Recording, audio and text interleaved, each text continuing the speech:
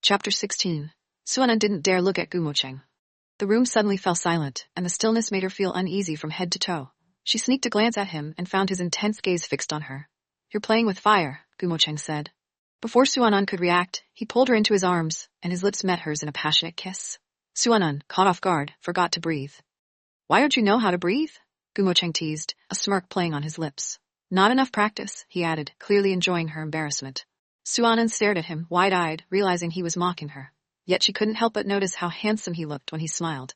Before she could process her thoughts, Gumocheng kissed her again. The room's temperature seemed to rise as their embrace deepened. Later, when Suanan recounted the incident to Fuxin, her friend was indignant. "Gumocheng must be blind," Fuxin exclaimed. "Not just blind, completely blind." Although Suanan had disguised herself as a delinquent during their encounters, Fuxin couldn't believe Gumocheng hadn't recognized her after 2 run-ins. "Just how bad is his memory?" Fuxin scoffed. Suanan laughed at her friend's outrage. She knew Gumocheng hadn't remembered her original appearance, so it wasn't surprising he didn't recognize her in disguise.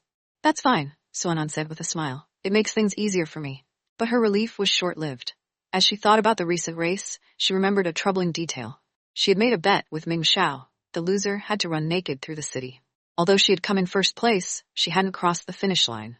Ming Xiao could easily prove her identity as a member of the racing sect.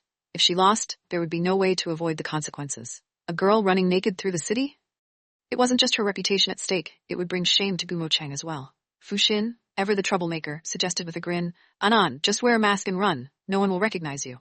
Suanan stared at her friend in disbelief. "Are you serious?" she snapped. "That's your brilliant idea?" Fuxin laughed, but Suanan wasn't amused. The idea of running naked, mask or no mask, was mortifying. Later, Suanan received a call from Su Hua, her father. She realized she had forgotten to mention the Su family's banquet to Gumocheng.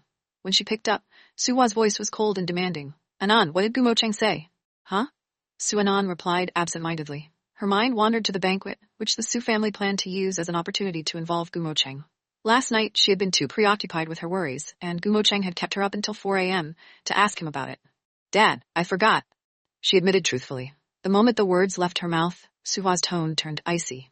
"Anan, even if you're with Gumocheng now, you're still a Su," he said sharply. "I'll be direct," he continued. "The Su family is working on a major project, and we need Gumocheng's help. You're part of this family, and you can't just stand by and do nothing." Suanan felt no loyalty to the Su family's struggles. The Su family her mother had built with care was long gone, consumed by greed. The current Su family, ruled by her father and Jiang Mei, had nothing to do with her. If the Su family collapsed, the only ones who would suffer were Su Hua and Jiang Mei. "Anan, don't come back to the Su family for the next few days," Su Hua said, abruptly changing the subject. His words made her uneasy. She sensed something ominous in his tone. "I'll take care of your sister," he added, his voice laced with a veiled threat. Su Hua's manipulation was clear. He was once again using her sister's well-being to force Suanan into compliance. Her heart tightened with anxiety, but she knew she couldn't let him control her so easily.